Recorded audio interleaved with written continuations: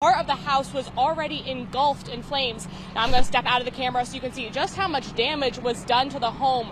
Even as I've been here for the past 10 minutes, at least 20 more protesters coming with signs. He built them himself, painted them, and then put in art supplies like these little easels to get people started. The NTSB says there's a solid timeline, but no answers yet about what caused the pilot to become unresponsive. Looks like it's already standing room only. A few people walking by have told me that they are here to make their voices heard about gun violence in the city. We are off to a beautiful start, but then if you're out in the afternoon, you might have gotten caught in the rain. I know some of my friends did, but I listened to you. That's enough to power about 25,000 homes. Homes that will get their power from transformer lines like these that already run through the property. And now we go to DC, where on the ground residents across the city were shaken when they heard a massive boom overhead. Now, not all of these riders are police officers themselves. Some are family members of those who died. Price says companies buying homes like these and turning them into rentals is not that common here in the Charlottesville area. Already tried to make it here and failed, but Devil's Backbone says it has a philosophy that sets it apart. Greene County had to cancel classes at William Monroe High School Friday because of overnight vandalism inside the building. If you think dinosaur bones are old, imagine studying a photo of the universe from 13.8 billion years ago. I'm here at Creedy's election party, where he seems to have come out on top with 5 out of 5 precincts reporting. When he walked in, he was greeted with chants of 4 more years. It does seem like the senator will be returning to Richmond for 4 more years. This does come after a close race where there initially was miscount, giving his opponent, Sally Hudson, less votes than she deserved. You can hear the crowd behind me just how excited they are for Free Deeds. Instead of being up by 3,000 votes, Deeds is only up by 600.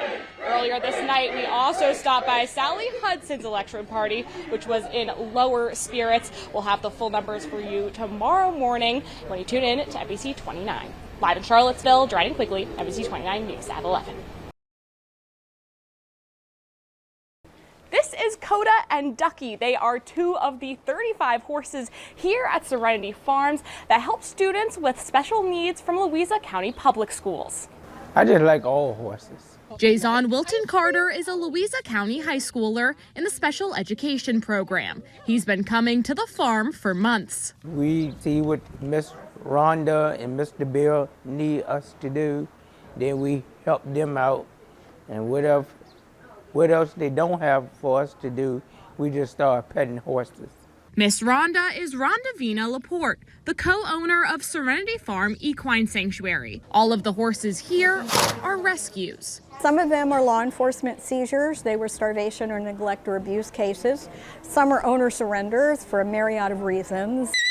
The horses and students are both learning to trust. They teach the horses teach them. Most of them have little to no experience with horses. The first time I was a little scared, but This time you were a pro. I guess so. Now the students are riding with ease, some even taking the reins themselves. But it took work to get there. They're terrified of the animals, and then as they learn to get near them and groom them and help them, they get more and more attached. Each one has kind of a favorite horse or donkey, and then to see them get up on the horses when some of them didn't even want to be around them at the beginning of the year is really cool. Students learn everything from building a barn to saddling a horse. Not all students will go on to work with animals in the future, so the skills they learn can be taken to any job. One of the most rewarding things is to see one of these kids around the community years and years down the road or whatever, and they're working and they're successful largely because of what they were able to do during their final years at school through this program. As a senior, it's Jason's last day, but he says he's taking away new skills. Riding horses, helping other people, and being kind to other people. We'll see you next time. We'll go riding. In Louisa County, Dryden Quigley, NBC 29 News. Somebody who survived, you know, it's kind of like, this isn't just a talking point for your political gain or, you know, for your news media. This is like real people who still live with the effects daily. 5 years later, people are back at the spot where an act of violence took Heather Heyer's life and left many others injured after the Unite the Right rally. They need people to be complicit, to think that staying home is okay. And you know, people didn't stay home on August 12, 2017 here, and many people paid a huge price for that. But we need to counter these groups every day so that it doesn't come to another August 12, 2017. Art supplies, faith leaders, and people ready to listen stayed on the road all day, rotating out in shifts. As a survivor, it's really difficult to feel overlooked, especially by the city government. The people who are supposed to protect us didn't protect us that day, and so the way that we protect each other is through community. But some say that community still has a ways to go. I think there are a lot of people who want to move on. I think a lot of people who just sort of want to put some makeup over the warts or whatever and don't want to take action to address all the issues that the rally and the resistance to the rally stirred up. He says remembering can be painful, but essential in driving out the hate. If we just move on and don't learn the lessons that we need to learn from it, like how to support each other, how to keep each other safe, both systemically and interpersonally, then nothing prevents it from happening again. A fund for survivors was created to help their ongoing needs. By giving the fund, you can tell your community members and the survivors, we care about you, we remember you, you're still in our hearts.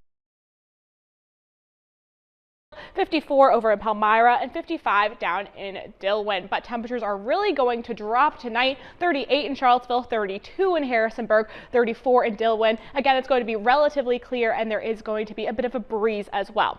Highs tomorrow are looking similar to today. 56 in Charlottesville, 55 in Louisa, 54 in Orange, a little bit cooler over to the west, 53 in Stanton and 53 in Harrisonburg. There will be some clouds and again, it'll be a little bit breezy, but we're not expecting any rain. The next greatest chance of rain is going to be on Wednesday. This is when we have a cold front moving in. It's going to bump down temperatures the next day, but Wednesday is going to be 62 degrees. But with the cold front, it comes some showers and some wind as well. So we're going to have mild showers, but then clearing up again on Thursday. So as quickly as it moved in, it's going to move out again. But tomorrow is going to be sunny, and then Wednesday is really when you're going to need to remember your rain jacket and your umbrella. But looking at the Doppler radar, as you can see right now, it is relatively clear, a little bit of cloud coverage. We're not expecting any rain tonight or tomorrow.